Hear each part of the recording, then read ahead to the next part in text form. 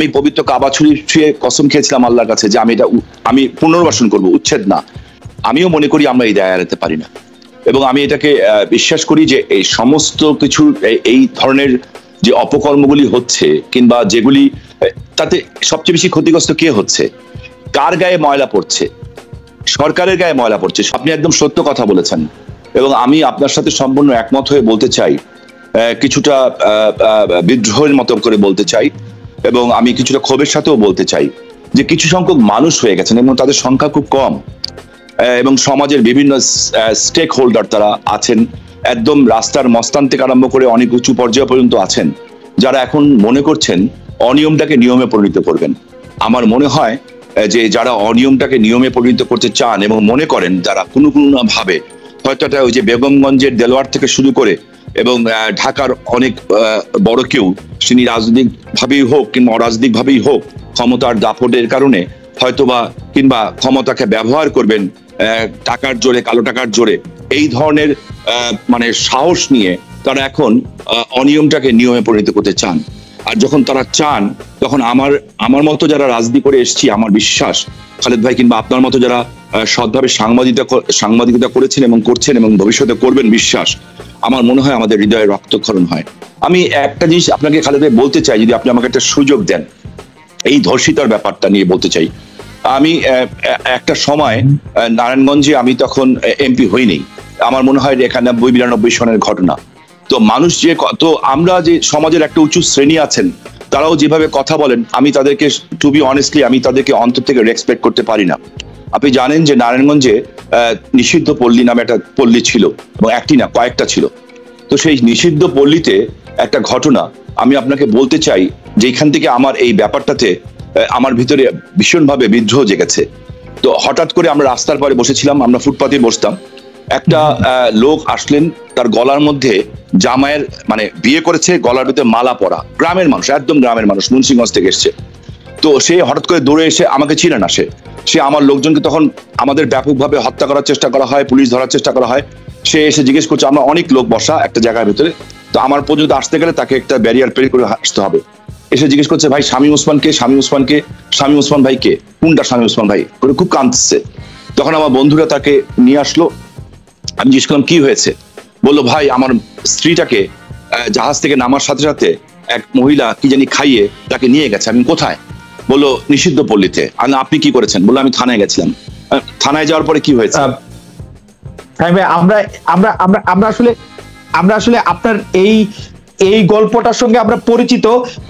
তারপর আপনি যদি একটু কনক্লুডিং লাইনটা বলতেন আর কি, কারণ আমরা যারা আপনার কথা শুনেছি, আমি শুধু বলতে চাই যে খালেদ ভাই, আমি সেদিন হয়তো আমার জীবনের সবচেয়ে ভালো কাজের একটা কাজ করেছিলাম। নিষিদ্ধ পল্লীতে আমি কোনোদিন দেখিনি ভিতরে কি অবস্থা, বাট এরপরে আমার ভিতরে একটা জিনিস জাগে খালেদ ভাই, যে আপনি অপরাধ বিজ্ঞান নিয়ে পড়েছেন, সমাজ কল্যাণ অনুষদ ঢাকা বিভাগ থেকে আমি তাদেরকে অনুরোধ করি যে ওটার ভিতরে কি অবস্থা জানার জন্য। এবং সেখানে দেখা যায়, তারা আমাকে জানায় ওখানে 12 থেকে 15,000 মেয়ে আছে যাদের বয়স, এর মধ্যে 4,500 মেয়ে আছে যাদের বয়স 11 বছরের নিচে। আমার কাছে লজ্জা লাগে, ঘৃণা লাগে। আমি পবিত্র কাবা ছুঁয়ে কসম খেয়েছিলাম আল্লাহর কাছে যে আমি পুনর্বাসন করব, উচ্ছেদ না। এবং আজকে আমি আপনি করেছেন শামীম ভাই, কিন্তু আমি আপনাকে ওই জায়গাটা যদি আপনি বিশ্লেষণ করতেন, মানুষ বুঝতে পারবে যে আমি কার কথাটা বলতে চাচ্ছি। খালেদ ভাই, তখন আমাকে মন্ত্রী হওয়ার প্রবচনা ছিল। আমি কাবা শরীফ ছুঁয়ে যখন আসলাম, আমি আমার নেত্রী, যাকে আমি মাতৃতুল্য নেত্রী বলি, শেখ হাসিনা, আল্লাহ সাক্ষী, আমি তার কাছে আসি এবং যে বলি, আমি যে কাবা শরীফ ছুঁয়ে আমি শপথ করেছি যে আমি এটাকে পুনর্বাসন করব। এবং আমি তাকে এটাও বলি যে এটার মধ্যে বাধা আসবে, কিন্তু প্রতিদিন থানায় 45 লক্ষ টাকা দেওয়া হতো শুধু তখনকার দিনে। তখন উনি আমাকে একটা কথা বলেছিলেন, ভালো কাজ করলে বাধা আসবে এবং আল্লাহর কাজ করলে অনেক বেশি বাধা আসবে। আজকে প্রয়াত নাসিম ভাই নাই, মরহুম, উনি চলে গেছেন দুনিয়া থেকে। ডক্টর মোজাম্মেল সাহেব সমাজ কল্যাণ মন্ত্রী, উনিও চলে গেছেন। এই দুজনকে ডেকে সাথে সাথে মাননীয় প্রধানমন্ত্রী 4 কোটি টাকা দিয়েছেন, এবং সেই মেয়েগুলিকে আমরা পুনর্বাসিত করেছি এবং সুন্দর একটা জীবনে গেছে। এবং আমার কথা যেটা হচ্ছে, আমি বলতে চাচ্ছি যে একজন সাধারণ মানুষ হিসাবে, একজন কন্যার বাবা হিসাবে, একজন মায়ের সন্তান হিসাবে, একজন স্ত্রীর স্বামী হিসাবে, একজন বোনের ভাই হিসাবে, এবং আমি মনে করি আমি আর আপনার অনুভূতির মধ্যে এখানে কোনো পার্থক্য নাই, যারা আমরা মনুষ্যত্ব নিয়ে চলি।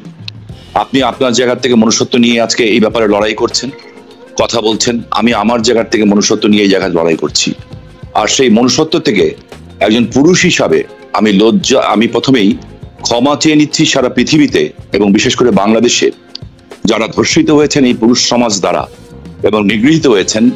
আমি সেই সকল মানুষের কাছে পুরুষ সমাজের হয়ে আমি তাদের কাছে বিনীতভাবে ক্ষমা চেয়ে নিচ্ছি। খালেদ ভাই, আমি যেটা মনে করি এটা কোনো রাজনৈতিক ব্যাপার না, এটা হচ্ছে মানুষ যখন মনুষ্যত্ব হারিয়ে পশুত্ব বহন করে তখনই এই ঘটনাগুলির সৃষ্টি হয় এবং এই ঘটনা আজকের থেকে না, আদিম যুগেই ঘটে আসছে। বাট বিষয় যেটা হচ্ছে যে যাদের উপরে ঘটছে তাদের যে আত্মচিৎকার, তাদের যে মানে মনের ভিতরে ক্ষোভ, তাদের যে সম্ভ্রমহানি, যে কতটুকু নির্দয়ভাবে তাদেরকে ধর্ষিত হতে হয়, যার কারণে অধিকাংশ ধর্ষিতাই কিন্তু শেষ পর্যন্ত নিজের জীবনটাকেই ছেড়ে দিতে হয় এবং অনেকেই শুধু ধর্ষিত তো দূরের কথা, ইফটিচিং এর কারণেও কিন্তু পৃথিবীতে বহু মানুষকে এবং বাংলাদেশেও আমরা দেখেছি অনেকে কিন্তু আত্মহত্যার পথও বেছে নিতে হয়। তো সেইখানে এই দায় থেকে আমি মনে করি আমরা যারা সমাজের সচেতন মানুষ, আমি আপনি সকলেই যারা আমরা মনে করি যে এই সমাজের কাছে আমরা দায়বদ্ধ, আমরা মনে করি এই দায় থেকে আমরা কেউই সংসদ সদস্যই হই, মন্ত্রী হই, কিংবা সাংবাদিক হই, কিংবা সাধারণ মানুষই হই, এই দায় থেকে কিন্তু আমরা কেউই মুক্ত না। আমি বিশ্বাস না, সেটি আপনি ঠিকই বলেছেন সাহেব, আমি আপনার বক্তব্যের সাথে একমত। কিন্তু এই যে মানুষের যে আপনি বলছিলেন যে পাশবিক বা পশুর মতো হয়ে যাওয়া, সেই প্রক্রিয়াটার ক্ষেত্রে আমরা যদি দেখি যে মানুষ হইতে পারে, যে আপনার কথা ঠিক যে মানুষের মধ্যে অনেকেই অপরাধ প্রবণ, কিন্তু ক্রমাগত অপরাধ সংগঠনের সাথে ক্ষমতার একটা সরাসরি যোগসূত্র রয়েছে সাহেব ভাই।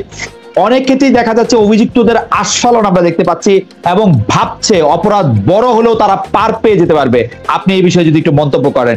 আপনি দেখবেন যে যারা অপরাধ করছে, মানুষ অপরাধ করবে, অপরাধ করে লুকিয়ে থাকবে, কিন্তু আমরা দেখতে পাচ্ছি অনেকে অপরাধ করে বুক ফুলিয়ে হাঁটছে, আরো বড় অপরাধের হুমকি দিচ্ছে, বেরিয়ে আসছে। সেই আস্ফালনের আপনি কি মন্তব্য করবেন? এবং অনেকেই বলছে যে এর সাথে ক্ষমতার একটা সরাসরি সম্পৃক্ততা। আমি আপনার সাথে একেবারে দ্বিমত করব না খালেদ ভাই। হ্যাঁ, এর সাথে আজকেও দেখলাম যে আজারবাইজানে লাখ লক্ষ মানুষ মাঠে নেমেছে, হাজার হাজার মেয়ে মাঠে নেমেছে। কেন? একজন কিশোরীকে ধর্ষণ করে তাকে পুড়িয়ে মেরে ফেলা হয়েছে। হ্যাঁ, তো এই যে আমি এই স্ট্যাটিস্টিক্সটা যদি আমি এখন আমেরিকা, ইউরোপ সব জায়গায় নেই, আমি যদি এটাকে জাস্টিফাই করতে চাই যে তার জন্য বাংলাদেশে এটা হবে, আমি কিন্তু সেই ধরনের মানুষ না। কারণ আমার সেটা বলা হবে আমি তাহলে সমান অপরাধী হয়ে যাব, যে ধর্ষণ করছে তাকে ইনডাইরেক্টলি অর ডাইরেক্টলি আমার সাপোর্ট দেওয়া হবে বলে আমি মনে করি। আর ক্ষমতার দাম্ভিকতা একটা জিনিস, এটা কিন্তু সত্য। আমি একটা জিনিস আপনাকে খুব পরিষ্কার ভাবে একটু জানাতে চাই যে মাননীয় প্রধানমন্ত্রী একটা মেসেজ দিয়েছেন জাতির জনকের কন্যা শেখ হাসিনা। উনি বলেছেন, যেটা আমাদের কাছে বলেছেন কয়েকদিনের মধ্যেই, যেটা বলেছেন খুব পরিষ্কার কথা, আমার ভালো লেগেছে কথাটা, যে যারা অপকর্ম করে, হ্যাঁ, সে যদি সাধারণ মানুষ হয় সে দেশ ও জাতির শত্রু। আর যারা অপকর্ম করে কিংবা আমার দলের নাম ব্যবহার করে, সে দেশ এবং জাতির শত্রু, আমার দলের শত্রু এবং আমার ব্যক্তিগত শত্রু। এই কথাটা উনি খুব পরিষ্কার ভাবে একটা মেসেজ আমাদেরকে দিয়েছেন। এখন বিষয়টা হচ্ছে যে রাজনীতিটা নাম ব্যবহার যারা করছে, এই কারণে আমরা যারা রাজনীতিটাকে একটা মহৎ কাজ হিসেবে বেছে নিয়েছি, আমরা মনে করেছি এটা মানুষের সেবা করার একটা পন্থা। আমরা যারা রাজনীতিতে এসেছিলাম একটা দাবি নিয়ে এসেছিলাম। আমরা যখন খালেদ ভাই রাজনীতি করতে এসেছি 14 বছর বয়সে, 1975 সনের সেপ্টেম্বর মাস থেকে মার খাওয়া শুরু হয়েছে, তখন কিন্তু এই চিন্তা করে আসি নাই যে আমরা রাষ্ট্রীয় ক্ষমতায় আসবো, এই চিন্তাও করে আমরা আসি নাই যে কিন্তু সাহেব ভাই, আমি একটু সাহেব ভাই আপনাকে, আপনার অনুমতি নিয়ে আমি একটু মাঝখান থেকে আপনাকে থামাই। আপনি কিন্তু বলছেন যে আসলে একটি মেসেজ দেওয়া হয়েছে যে যারা অপরাধ করবে, অপকর্ম করবে, তারা দেশ, জাতি, দল সবাই শত্রু। কিন্তু আপনার কাছে কি মনে হয় যারা এই অপকর্ম করছে, যারা ক্ষমতার পাশে থেকেও সেই দাম্ভিকতা দেখাচ্ছে, আস্ফালন করছে এবং বিশেষ করে তৃণমূল পর্যায়ে তাদের এই সাহসের উৎসটা আপনি যে কথাটা বলেছেন ঠিক একই প্রশ্ন আমি করেছিলাম যে আমাকে যখন জিজ্ঞেস করা হবে আমার উত্তরটা কি হবে, এবং স্বরাষ্ট্রমন্ত্রী সাহেব এবং আইজিপি সাহেব আমাকে একটা প্রশ্ন উত্তর সরাসরি দিয়েছেন যে দেখেন, এবং আইজিপি সাহেব খুব সুন্দর করেই দিয়েছেন উত্তরটা, যে উনি একটা কথা বললেন যে শামীম ভাই একটা কথা আমরা বলতে চাই খুব পরিষ্কার ভাবে, যে আমাদের বিভাগ আছে কয়েকটি বিভাগ, এবং এর মধ্যে একটা আছে আমাদের নির্বাহী বিভাগ এবং একটা আছে বিচার বিভাগ। আপনি নিজেও বিচার বিভাগের লোক খালেদ ভাই, আপনি ম্যাজিস্ট্রেসি করেছেন, আপনি আইন সম্বন্ধে আমার চেয়ে অনেক বেশি জানেন এবং আমি বুঝেন এবং জ্ঞানও রাখেন, আমি বিশ্বাস করি।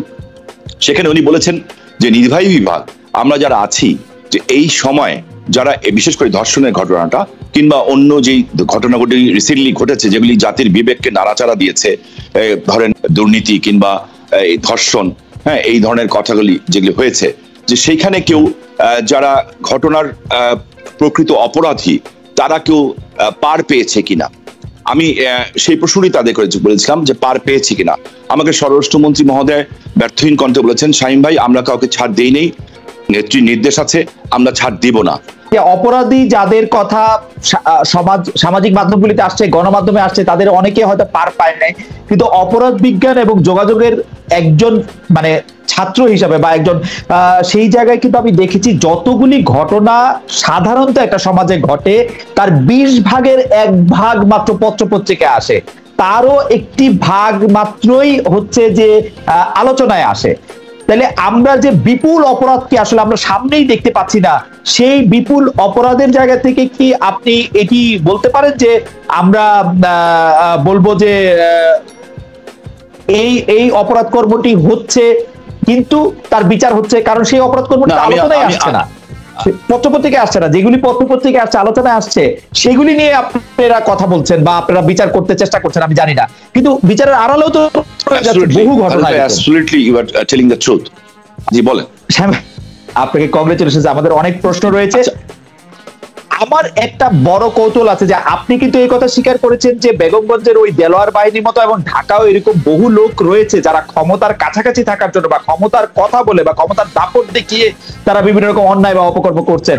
আপনি আপনার যে নেত্রীকে মাতৃতুল্য বলছেন এবং যে নেত্রী আপনার নেত্রী বাংলাদেশের যে কোনো দুর্নীতি, অন্যায়, সন্ত্রাস এবং যে কোনো কিছু আপনার যারা দাবি করেন যে তিনি তা দেখতে পারেন না বা তিনি তা পছন্দ করেন না, এইগুলি তিনি কিভাবে মোকাবেলা করার কথা তিনি ভাবছেন। কিন্তু এবং আমি বারবার বলি যে বাংলাদেশের মতো জায়গায় সরকারি সমর্থন না থাকলে, ক্ষমতার দাপট না থাকলে এই সব অন্যায় পেয়ে পার পাওয়া সম্ভব না। এবং বাংলাদেশের মানুষের মানে আলাদা, বাংলাদেশের ভিতর যে আলাদা একটা বাহিনী করে আলাদা একটা দেশ করে ফেলেছে যেখানে কোনো আইন নাই, কানুন নাই, ব্যাপারগুলি কিন্তু আসলে সেরকমও না।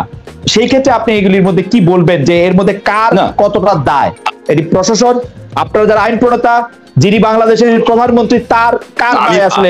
বাট একটা জিনিস মনে করতে হবে যে সমাজে উনি একটা পার্লামেন্টে একটা ভাষণ দিয়েছেন, খালেদ ভাই আপনি শুনেছেন, যে এইটা কিন্তু হঠাৎ করে শুরু হয়নি, যুগ যুগ ধরে সামরিক শাসন বিভিন্ন কিছু দিয়ে শুরু হয়ে এই যে একটা গাছের যে শিকড় বেরিয়েছে এত শক্ত মহিরু হয়ে গেছে, শিকড় একদিক দিয়ে কাটছেন তো আরেক দিক দিয়ে বাঁচছে।